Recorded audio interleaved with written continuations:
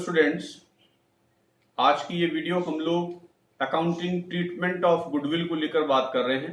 जैसा कि अपनी प्रीवियस कंटिन्यूस जो वीडियो चल रही हैं वो है when there is change in profit sharing ratio of exiting partners. इस चैप्टर्स को लेकर हम बात कर रहे हैं और इसी की रिगार्डिंग हम लोग अभी गुडविल को लेकर बात कर रहे हैं कि अगर एग्जिटिंग पार्टनर्स अपना प्रॉफिट शेयरिंग रेशियो चेंज करते हैं तो उस आपके केसेस में अकाउंटिंग ट्रीटमेंट ऑफ गुडविल किस आप तरीके से होगा उसको ही लेकर मैंने ये वीडियो प्रिपेयर करी है। और अनसोल्ड क्वेश्चंस देखेंगे डीके गोयल का, क्वेश्चन नंबर 21, 22 एंड 23। ध्यान से देखें किस तरीके से accounting treatment of goodwill when there is change in profit sharing ratio of the exiting partners. इस केस में गुडविल का जो ट्रीटमेंट है वो हम किस प्रकार से करेंगे।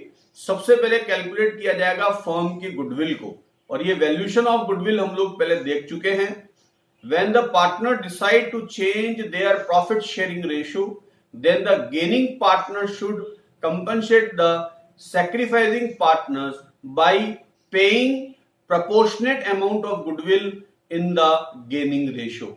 देखो, गुडविल का रिलेशन किससे है? प्रॉफिट से है। सीधा सीधा रिलेशन गुडविल का किससे है? प्रॉफिट से है। आप जब प्रॉफिट शेयरिंग रेशियो चेंज करेंगे, यानी एग्जिटिंग पार्टनर्स अपने प्रॉफिट शेयरिंग रेशियो को जब चेंज करेंगे तो उस चेंजिंग ओवर का क्या इफेक्ट आएगा? उसका इफेक्ट ये आएगा कि कुछ पार्टनर्स को पहले के कंपैरिजन में कम प्रॉफिट मिलेगा, इट मींस वो सैक्रिफाइस करेंगे, और कुछ पार्टनर्स को पहले के कंपैरिजन में ज्यादा प्रॉफिट रिसीव होगा, इट मींस उनको गेन होगा। तो जिन्होंने गेन किया है इट मींस उन्होंने प्रॉफिट का शेयर किससे लिया? सैक्रिफाइसिंग आपके कौन सा पार्टनर से लिया है। तो इस शेयर के बदले, इस प्रॉफिट शेयर के बदले उनको वैल्यू पे करनी पड़ेगी, और उसी वैल्यू को यहां पर क्या नाम दिया है? गुडविल। यानी गेनिंग पार्टनर्स जितना उसको गेन हुआ उस प्रोपोर्शनेट में फर्म की गुडविल का अमाउंट किसको पे करेगा? सैक्रिफाइसिंग पार्टनर्स को पे करेगा। अगर ये बात आपको क्लियर हो जाती है तो अकाउंटिंग ट्रीटमेंट करने में कहीं आपको कोई प्रॉब्लम नहीं आने वाली। यानी जिसने सैक्रिफाइस किया उसको गुडविल का अमाउंट मिलेगा, जिसको गेन हुआ वो गुडविल का अमाउंट पे करेगा। तो इसका मतलब गेनर सैक्रिफाइसिंग आप पार्टनर्स को गुडविल का प्रोपोर्शनेट अमाउंट देगा, और उस उतना ही प्रोपोर्शनेट देगा जितना प्रोपोर्शनेट उसने आपके प्रॉफिट में क्या किया है? गेन किया है। किस प्रकार से इसकी एंट्रीज वगैरह होंगी वो देखें, और किस प्रकार से अपन अमाउंट कैलकुलेट करेंगे। अमाउंट ऑफ कंपनसेशन पेएबल कैसे निकालें? फर्म की गुडविल को मल्टीप्लाई कर देंगे गेनिंग शेयर से या सैक्रिफाइसिंग शेयर से, तो हमारे को कौन सा ये कंपनसेशन पेएबल अमाउंट अपन को पता पड़ जाएगा। इसके लिए क्या जनरल एंट्री फॉर्म करेंगे अपन? गेनिंग पार्टनर्स जो हैं उनका कैपिटल या करंट अकाउंट डेबिट करेंगे, क्योंकि उनकी कैपिटल को डिक्रीज करना पड़ेगा, और सैक्रिफाइसिंग पार्टनर्स की कैपिटल को या करंट अकाउंट को क्या करेंगे? इंक्रीज करेंगे। आपको ये कैपिटल और करंट का तो मतलब समझ में आ रहा है। कैपिटल अकाउंट तब इफेक्ट किया जाएगा जब हम फ्लक्चुएटिंग कैपिटल मेथड को अडॉप्ट कर रहे हैं, और करंट अकाउंट तब अपन लेंगे जब अपन फिक्स्ड कैपिटल मेथड से अपने कौन सा कैपिटल अकाउंट को प्रिपेयर कर रहे हैं।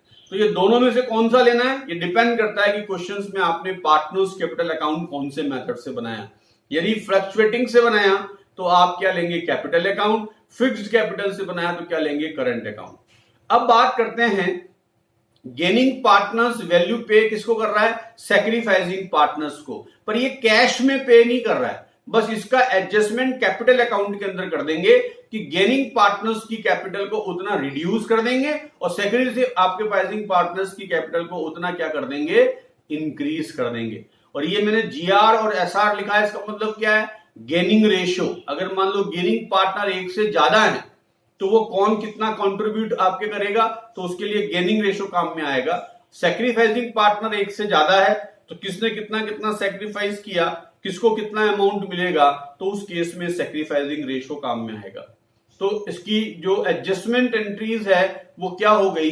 Gaining partners capital account debit to sacrificing partners capital और ऑब्लिक करंट अकाउंट।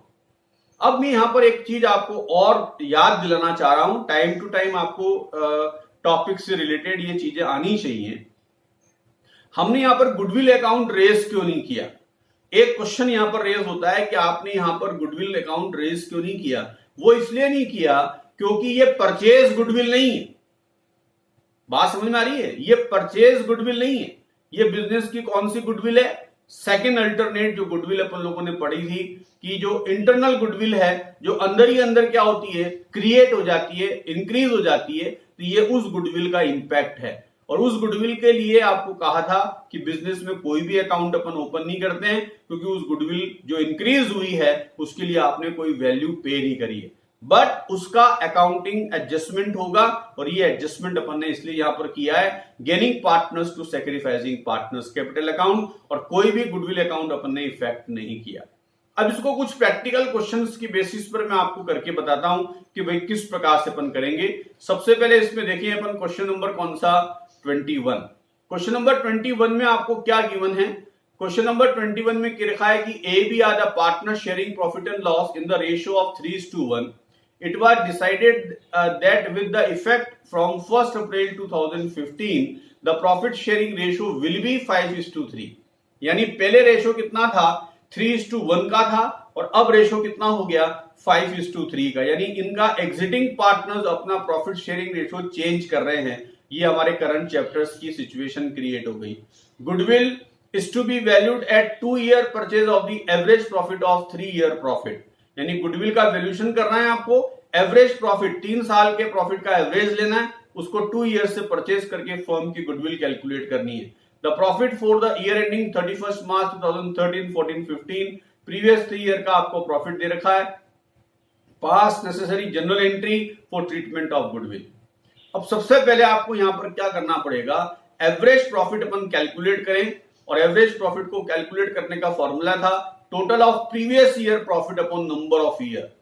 तीनों साल के प्रॉफिट्स अपन ने लिख दिए, इनका टोटल अपॉन 3 कर दें तो एवरेज प्रॉफिट अपन को कितना आ रहा है, 36,000 का हमारे को कौन सा एवरेज प्रॉफिट फाइंड आउट हो जाएगा। एवरेज प्रॉफिट निकलने के बाद फर्म की गुडविल का वैल्यूएशन करें, और गुडविल का वैल्यूएशन करेंगे तो क्या फॉर्मूला है, average profit into number of year purchase.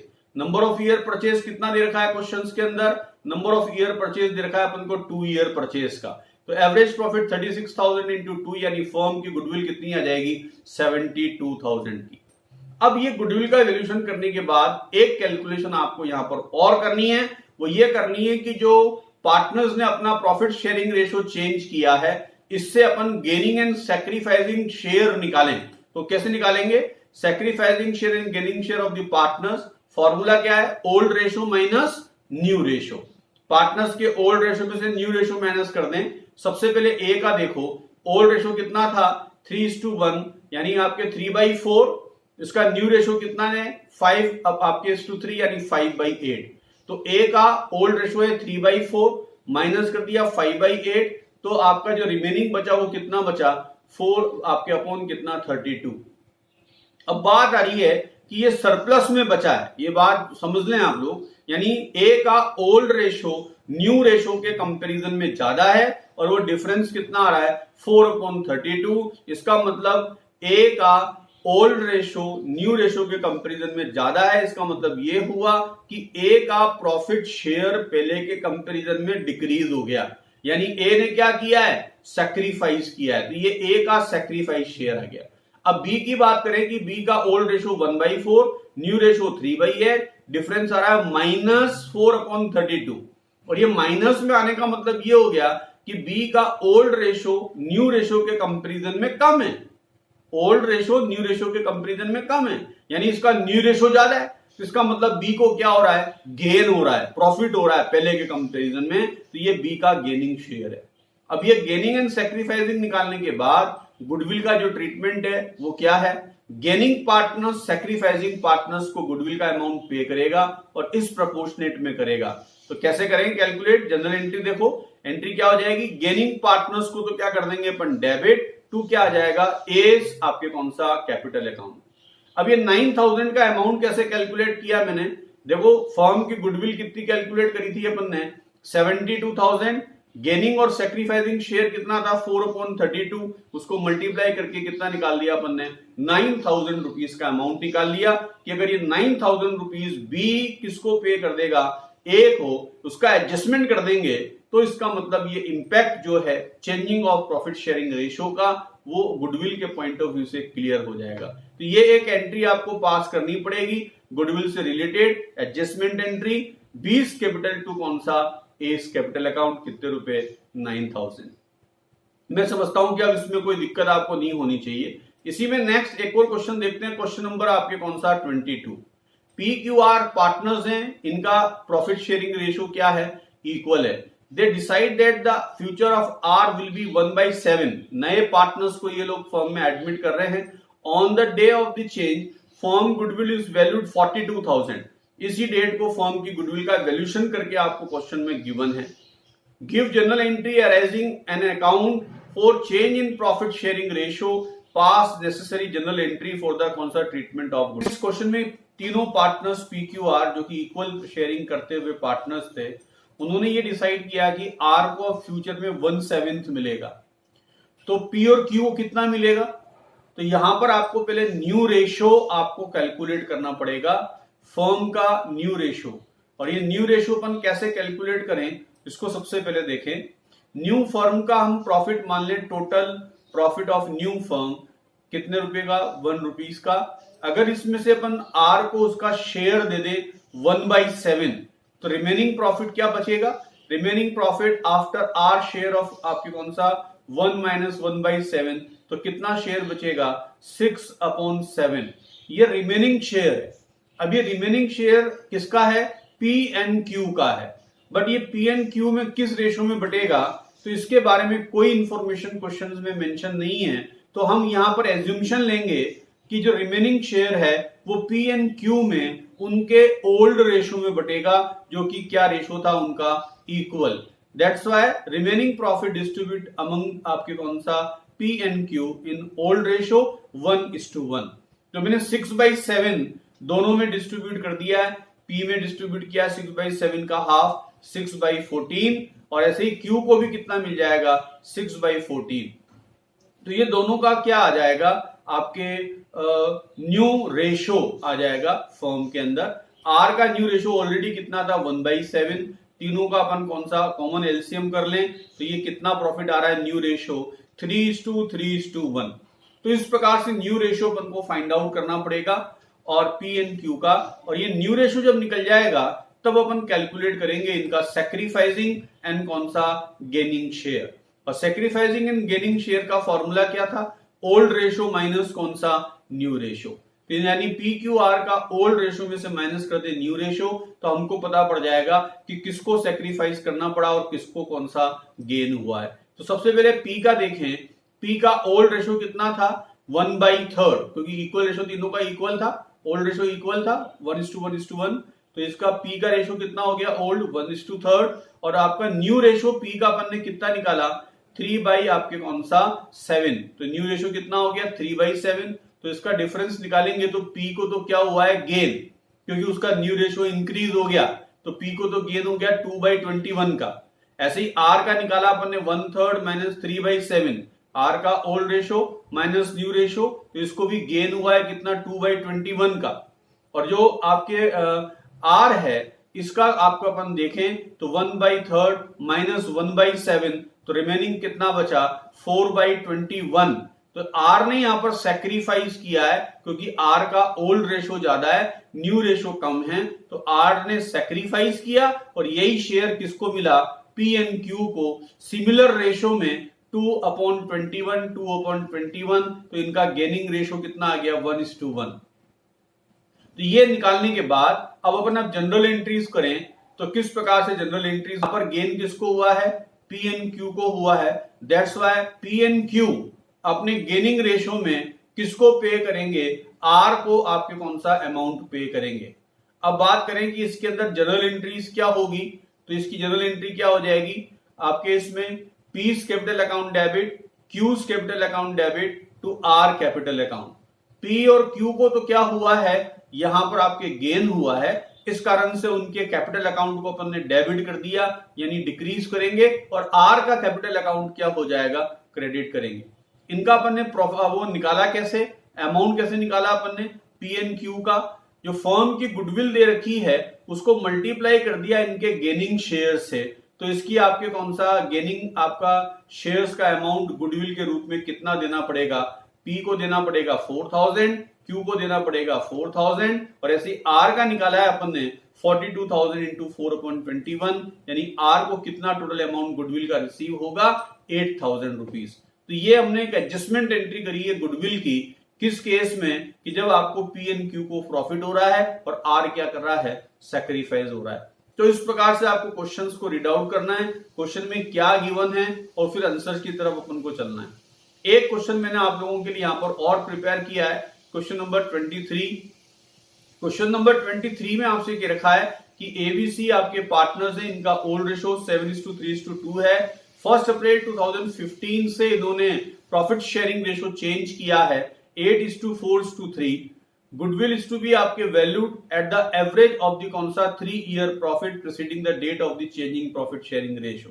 आपसे क्या रखा है कि प्रीवियस 3 ईयर का जो प्रॉफिट का एवरेज है उसी को गुडविल माना है, और यहां जो क्वेश्चंस में आपको कौन सा प्रॉफिट दे रखे हैं वो 2012, 13, 14 एंड कौन सा 15 4 साल के दिए हैं। वो आपको कंफ्यूजन में डालने के लिए दिए हैं, क्योंकि इसने कहा है प्रीसीडिंग आपके कौन सा 3 ईयर, पिछले 3 साल।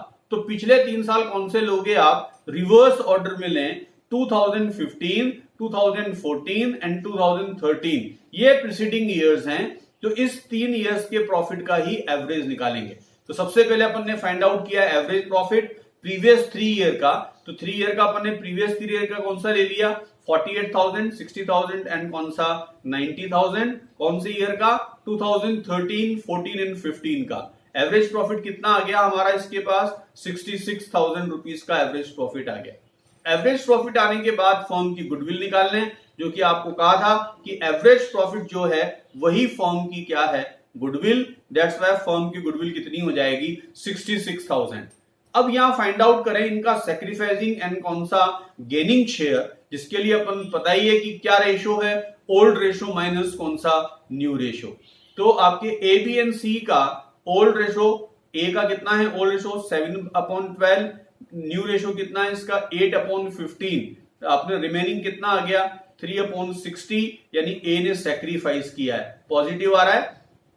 बी की बात करें ओल्ड रेशो 3/3 आपके 12 और न्यू रेशो है 4/15, रिमेनिंग आ रहा है -1/60, यानी बी को क्या हुआ है गेन, बी का न्यू रेशो ज्यादा है। इसी प्रकार से सी की बात करें तो आपका ओल्ड रेशो है 2/12 और न्यू रेशो है 3/15, तो रिमेनिंग शेयर कितना आ रहा है इसका -2/60, यानी सी को भी क्या हुआ है यहां पर गेन हुआ है।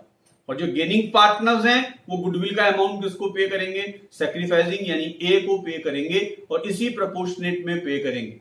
फर्म की गुडविल कितनी कैलकुलेट करी अपन ने 66,000, तो क्या एंट्री हो जाएगी gaining partners to sacrificing partners. यहाँ गेनिंग पार्टनर्स कौन है, बी आपके account debit, C's account debit to A's account. इनका अमाउंट कैसे कैलकुलेट किया वो देखें। फर्म की गुडविल कितनी थी 66,000, मल्टीप्लाई कर दिया इनका गेनिंग शेयर 1/60, इसको मल्टीप्लाई कर दिया 60,000 इंटू 2/60 और इसका सैक्रिफाइसिंग शेयर कितना है 3/60। तो ये कैलकुलेट कर लिया अपन ने कौन सा इनका गेनिंग एंड सैक्रिफाइसिंग अमाउंट। तो इस प्रकार से क्वेश्चंस के अंदर आप लोगों को देगा तो आप लोगों को कैलकुलेट करना है। ये जो अपन ने मेथड पढ़े हैं जिसकी बेसिस पर अपन ने पूरे क्वेश्चंस को अटेम्प्ट किया है, कैसे प्रेजेंट करना है ये मैंने आप लोगों को बता दिया है। तो इस तरीके से जब भी क्वेश्चंस आपके अपन आते हैं तो गुडविल का अकाउंटिंग ट्रीटमेंट करना है, कैलकुलेशंस भी काम में आएगी। न्यू रेशियो अपन ने कैलकुलेट किया, सैक्रिफाइसिंग काउंट किया। इसी प्रकार से अपन को कौन सा, अब ये सिचुएशन कौन सी थी जब एग्जिटिंग पार्टनर्स ने अपना प्रॉफिट शेयरिंग रेशियो चेंज किया हो, तो आप सबसे पहले इनका सैक्रिफाइसिंग गेनिंग शेयर निकालेंगे और उसी की बेसिस पर ये गुडविल का एडजस्टमेंट करना कंपलसरी है, ये ध्यान रख लेना। क्योंकि गेनिंग और सैक्रिफाइस अगर शेयर निकलता है तो ये एडजस्टमेंट एंट्री करना हमारे लिए जरूरी है। और इस एंट्री के लिए गुडविल का वैल्यूएशन या तो दिया होगा या आपको गुडविल का वैल्यूएशन करना पड़ेगा और इस प्रकार से गुडविल की एंट्री करेंगे। तो ये एडजस्टमेंट अपन ने किसके रिगार्डिंग पढ़ा, जब exiting partners profit sharing ratio change करते हो तो गुडविल का ट्रीटमेंट हमारे को इस प्रकार से करना है। अब जो नेक्स्ट वीडियो में आप लोगों की लेकर आ रहा हूं वो इसी के अंदर नेक्स्ट आपके ट्रीटमेंट को लेकर है कि जब आपका exiting partners profit sharing ratio change करेंगे तो रिजर्व एंड एक्लूबेटेड प्रॉफिट का लेकर क्या अकाउंटिंग ट्रीटमेंट है वो भी अपन देखेंगे, और डीके गोयल के कुछ इससे रिलेटेड जो अनसोल्ड क्वेश्चंस हैं वो भी मैं आपके कौन सा इस नेक्स्ट वीडियो में लेके आ रहा हूं। Thank you.